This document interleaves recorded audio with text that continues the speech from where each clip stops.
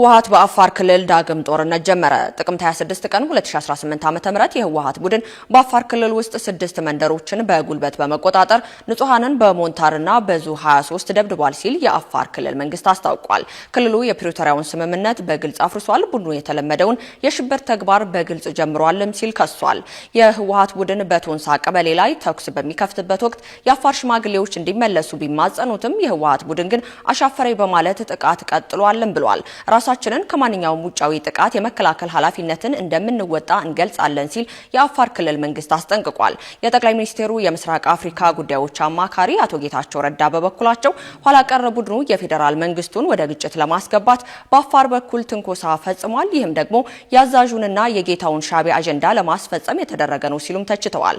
ትንኮሳው የጀመረው ጀነራል ፍስሐ ማንጁስና ጀነራል ዮሐንስ መዲዳ ናቸው የመሩት፣ ማቆም ያለባቸውም እነሱ ናቸው ሲሉም አሳስበዋል። ስለ ጥቃቱ ህወሓት ይህን መረጃ እስካጠናቀርንበት ድረስ ያለው ነገር የለም።